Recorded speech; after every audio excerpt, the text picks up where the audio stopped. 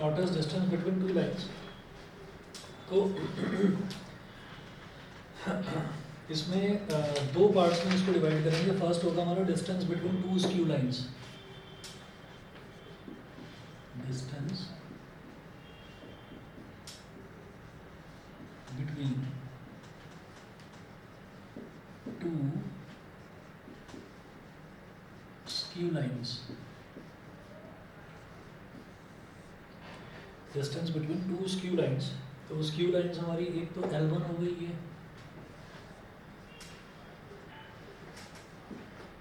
और एक लाइन ये हो गई L2। ठीक है, तो स्क्यू लाइन्स कौन सी होती है? जो पैरेलल नहीं होती। पैरेलल नहीं होती मतलब कहीं ना कहीं तो वैसे मीट करेंगे ही, लेकिन जितना लाइन सेगमेंट दे रखा है उनके बीच का अगर हमको डिस्टेंस निकालना है तो डिस्टेंस किस तरीके से निकालेंगे कि इस लाइन पर से यहाँ पर आप एक परपेंडिकुलर ड्रॉप कर देंगे। तो ये परपेंडिकुलर डिस्टेंस, जब भी कभी डिस्टेंस निकाला जाता है तो परपेंडिकुलर डिस्टेंस ही निकाला जाता है। ठीक है, तो हम ये क्या हम कहेंगे कि if the two lines, if the given two lines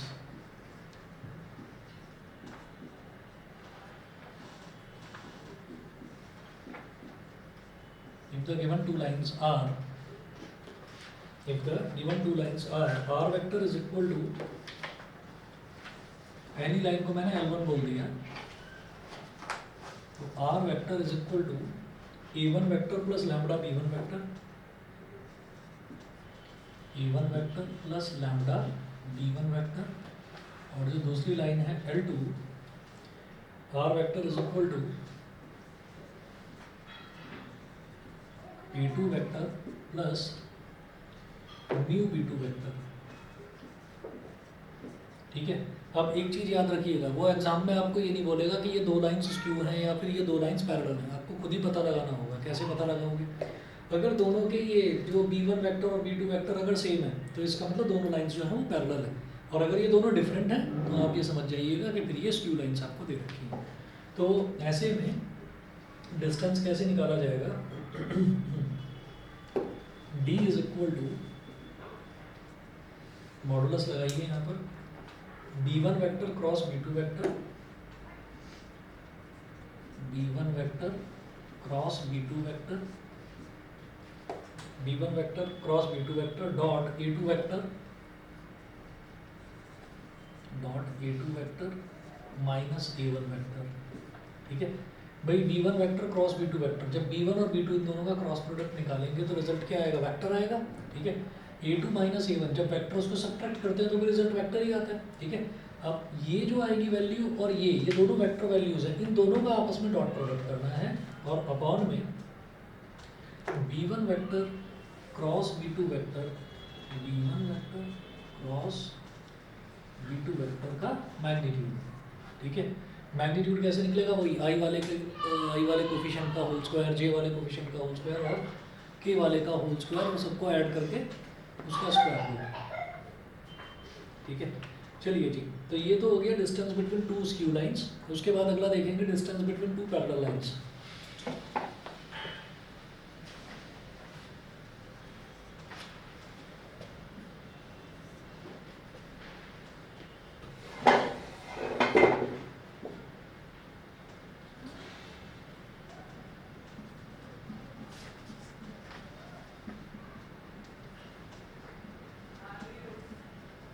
Distance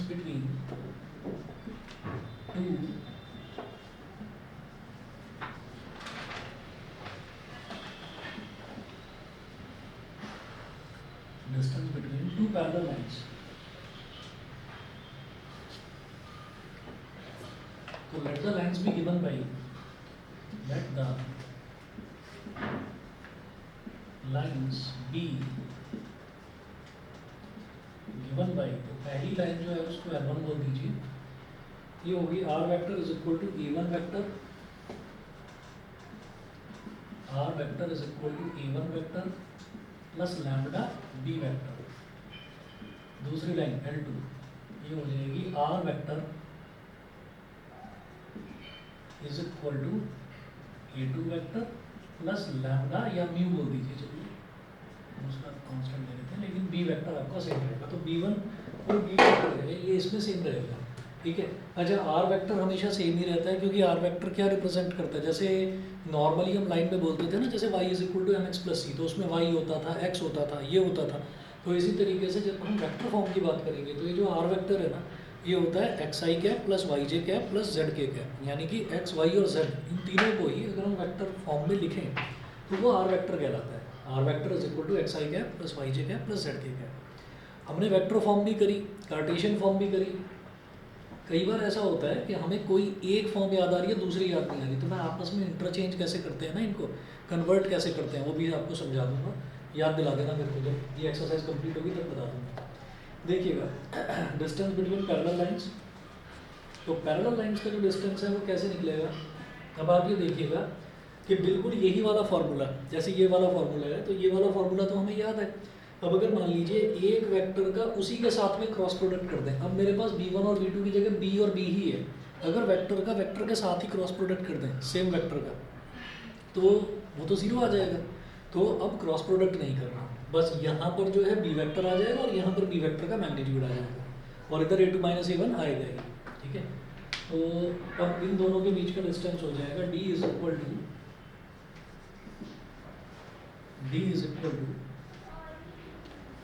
modulus of b vector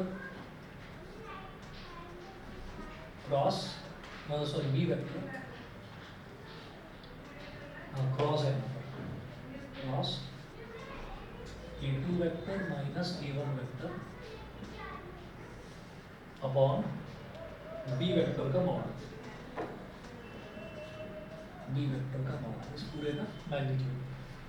ठीक है ना, पूरे का मैग्नीट्यूड क्यों कि भाई हमारे पास अगर मान लीजिए आई जे और के की फॉर्म में आता है, ये आई जे और के की फॉर्म में आएगा क्योंकि क्रॉस प्रोडक्ट है, तो इसका जब मैग्नीट्यूड निकालेंगे तो इसका मैग्नीट्यूड वही आई वाले का होल स्क्वायर, जे वाले का होल स्क्वायर, के वाले का होल स्क्वायर ऐड करके अंडर रूट।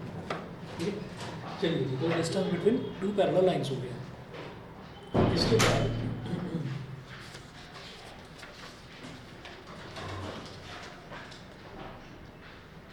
ठीक है, एग्जाम्पल नंबर 10 तक हमने लास्ट क्लास में कर लिया था।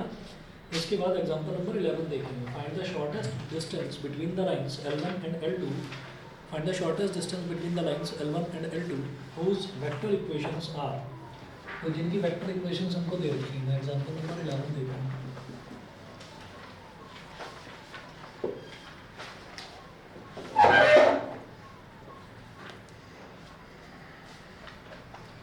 Are vector is equal to i cap plus j cap, पहली वाली line L1, r vector is equal to i cap plus j cap plus lambda 2i cap minus j cap plus k cap, 2i cap minus j cap plus k cap. दूसरी जो है वो है r vector is equal to r vector is equal to 2i cap plus j cap minus k cap, 2i cap plus j cap minus k cap plus new 3i cap minus 5j cap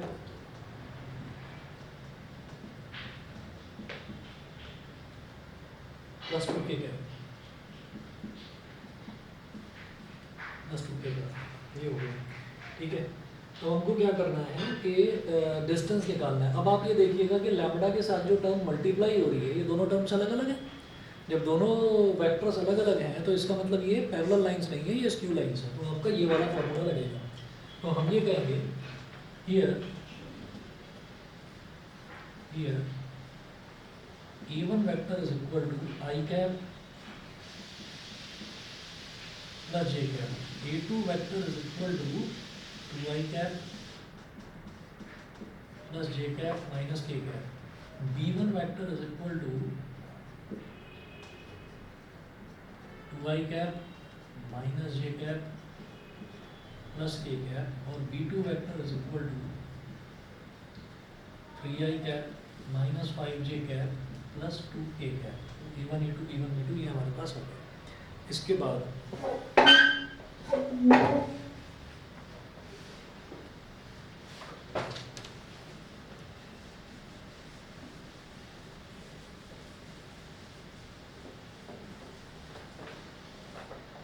पहले क्या करेंगे, b1 cross b2 जो है ना, b1 cross b2 पहले अलग से निकाल लेते हैं। तो b1 vector cross b2 vector अलग से निकाल लीजिए। तो क्या होगा, डिटर्मिनेंट लगाइए आई कैप जे कैप और के कैप, ये हो गया। तो 2 आई जे और के, इसके कोफिशिएंट्स देख लीजिए क्या क्या है। इसके कोफिशिएंट्स है 2 -1 और +1, 2 -1 और +1। और b2 के क्या है, 3 -5 और +2, 3 -5 और +2, ये हो गया। ठीक है, अब मल्टीप्लाई करके देखेंगे तो ये पॉजिटिव होता है, ये नेगेटिव होता है, ये पॉजिटिव होता है। एक्सपेंड करेंगे तो ये हो गया आई कैप, कॉलम छोड़ दिया, रो छोड़ दिया। -1 × 2 is -2, -1 × -5 is -5, minus j cap, ये कॉलम छोड़ दिया, ये रो छोड़ दिया। 2 × 2 इज 4, -3 प्लस के कैप, ये कॉलम छोड़ दिया, रो छोड़ दिया। 2 × -5 इज -10 और माइनस इंटू -3, तो माइनस माइनस +5, 5 - 2 इज 3, तो ये हो गया 3 आई कैप। 4 - 3 इज 1, -1 जे कैप, बाहर माइनस है तो -1 जे कैप। -10 + 3 इज -7, तो -7 के कैप। तो ये b1 vector cross b2 vector आ गया। इसका मैग्नीट्यूड भी हाथ के हाथ निकाल लीजिए। b1 vector cross b2 vector का मैग्नीट्यूड, तो 3 का स्क्वायर प्लस -1 का स्क्वायर प्लस -7 का स्क्वायर और इसका अंडर रूट। ठीक है, तो ये कितना हो जाएगा, 3 का स्क्वायर हो जाएगा 9 + 1 और 7 का स्क्वायर 49, 49 + 1 50, 59 हो गया, अंडर रूट 59। ठीक है, और इसी तरह से आप a2 vector minus a1 vector निकाल कर ये काम कंप्लीट करो। a2 vector minus a1 vector कितना हो जाएगा, 2i + 1j -1 के, माइनस a1 वेक्टर क्या है, 1i कैप + 1j कैप + 0 के कैप। तो 2 - 1 is +1, 1i cap, 1 - 1 is 0j cap और -1 - 0 इज -1 के cap. a2 vector minus a1 vector ये इतना हो गया। ठीक है, अब डिस्टेंस निकालना है, दीज टू स्क्यू लाइंस को फॉर्मूले में वैल्यू रखनी है, बस आंसर निकालना है।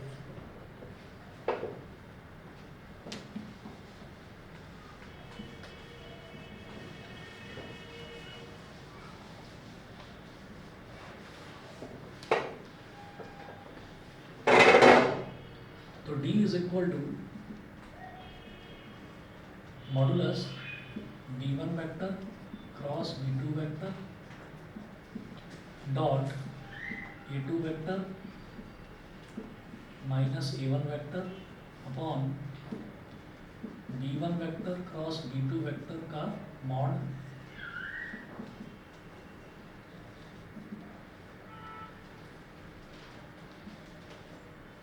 b1 vector cross b2 vector, b1 vector cross b2 vector हो गया 3i - 1j -7 के,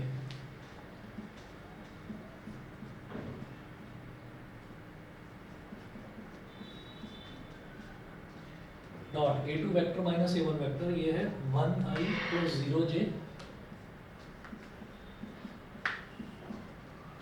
-1 के,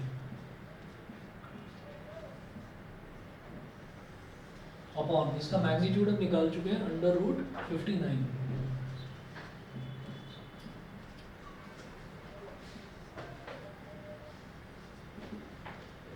ठीक है, अब डॉट प्रोडक्ट निकालेंगे तो आई वाला आई के साथ मल्टीप्लाई, तो 3 × 1 is 3, -1 × 0 is 0, -7 × -1 -7 × -1 is +7 upon under root 59।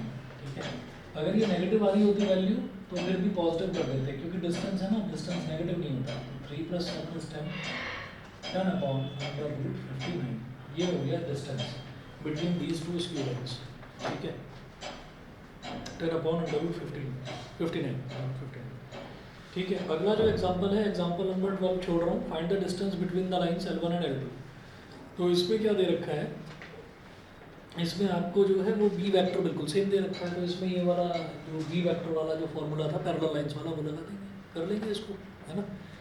अच्छा जी, उसके बाद जरा एक्सरसाइज 11.2 देखिए। एक्सरसाइज 11.2 में मैंने कहाँ तक दिया था आपको? 13 तक दिया था। 13 तक बता दीजिए, कहीं कोई डाउट है क्या किसी भी बच्चे को? नहीं, ठीक है। अरे करा भी है पीछे ऋषिका, नहीं करा या डाउट नहीं है? सर मैं पिछली क्लास में थी। अच्छा, और तुम कर लिया कंप्लीट? कर लिया वत्सल, क्या बात है, सारे पढ़ने लगे हैं। चलिए जी, तो 14 देखिएगा। 14 है find the shortest distance between the lines, तो ये भी शॉर्टेस्ट डिस्टेंस वाला है।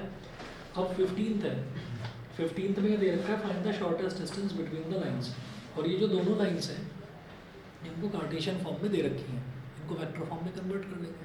बता दूं कैसे करना है? वेक्टर फॉर्म में कर लेंगे ना भाई। जो नीचे दे रखा है ना हमको 7 -6 और 1, तो ये हमको क्या दे रखे हैं, ये जो बी वेक्टर है, ये बी वेक्टर वाले आपको कोफिशिएंट्स दे रखे हैं, डायरेक्शन रेशियोज हैं उसके बी वेक्टर के। और जो ऊपर है उससे आपका बन जाएगा a1 वेक्टर, ऊपर x -1 करेंगे, x + 1 है तो x -1, मतलब इस लाइन को आपको वेक्टर फॉर्म में कन्वर्ट कर लेना है, पहली वाली को भी दूसरी वाली को भी। तो a1 b1 a2 b2 दोनों आ जाएंगे। ऐसे ही 16th भी सेम है, और जो 17th है 17th का हिंट देता हूँ आपको, करना है क्या, मल्टीप्लाई, इसको एक्सपेंड करना है, और एक्सपेंड करके जो है ना, बता रहा हूँ क्या, दोबारा बताओ सर। ये टी वेक्टर लैम्बडा हो जाएगा, लैम्बडा और एस वेक्टर म्यू हो जाएगा, मतलब एस जो को एस म्यू हो जाएगा। ठीक है, देखिए मैं 17th में 2 इक्वेशंस हमको दे रखी हैं, तो उनको करना किस तरीके से वो देख लीजिए बस। 17th में जो लाइन 1 दे रखी है वो है आर वेक्टर। भाई 6:20 तो नहीं हो गए, ये बता दो बस मुझे। नहीं होगा, चलो ठीक है, तो 6:30 बजे पहुँचना है एक जगह। R vector is equal to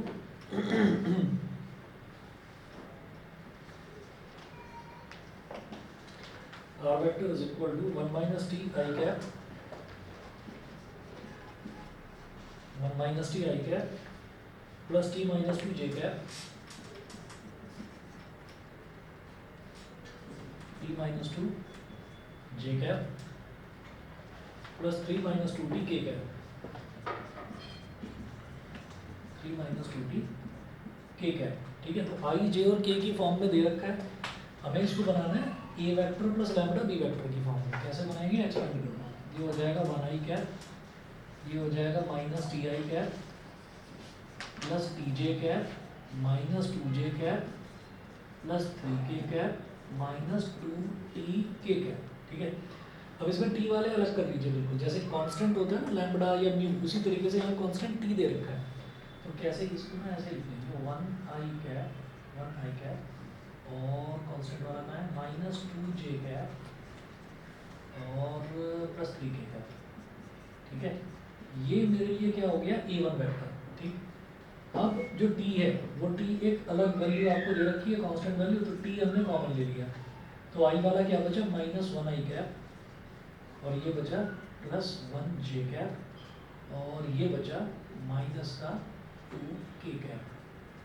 ठीक है, तो ये a1 वेक्टर हो गया और ये b1 वेक्टर हो गया, और लैम्बडा ना होकर इस बार t है। ठीक है, ऐसे ही जो अगली इक्वेशन दे रखी है, अगली इक्वेशन में एक कांस्टेंट आपको नजर आएगा s। ठीक है, तो वो s नजर आएगा, तो ये a1 वेक्टर वो b1 वेक्टर हो गया, ऐसे ही उसमें a2 वेक्टर और b2 वेक्टर को अलग अलग कर लीजिएगा और कर लेना। ठीक है भाई, नई बुक में जरा बताना कितने क्वेश्चन दे रखे हैं मिसलेनियस में, 4 है 5 है, कितने? नई बुक है, नई बुक किसी के पास है? देख लेना भाई, 4 या 5 ही क्वेश्चन है बस उसमें, मैंने लास्ट टाइम देखी थी, शायद किसी बच्चे ने दिखाई था, नहीं हमारे पास है पीछे किसी? ठीक है, तो बस इतना है, ये 3D ज्योमेट्री खत्म है आपका, इसको कंप्लीट करिएगा, और नेक्स्ट चैप्टर प्रोबेबिलिटी करवाऊंगा, और मैंने नेक्स्ट वीक से आपको 3 या 4 दिन का ना टाइम दे दिया करूँगा, हम एक चैप्टर्स के टेस्ट लेंगे। ठीक है, तो मैं टेस्ट स्टार्ट कर रहा हूँ, तैयारी शुरू कर रहा हूँ। ठीक है, और सुबह के टाइम आप लोग अगर चाहें तो प्रैक्टिस के लिए आ सकते हैं। ठीक है, उसके लिए जो है जब भी कभी भी किसी भी बच्चे को आना है, अगर वो 1 घंटा 1.5 घंटा 2 घंटा यहाँ बैठना चाह रहा है, एक बार बस मुझे मैसेज कर दो। ठीक है, तो मैं 10 या 10:30 बजे ऐसे बुला लेंगे, जैसे एक दिन तुम आई भी नहीं, ठीक है, एक दिन तुम दोनों भी आए थे। तो अगर आना शुरू करना चाहते हैं तो आप परसों से कर दीजिए शुरू, ठीक है। चलिए जी, ठीक है, बस आज इतना ही करेंगे।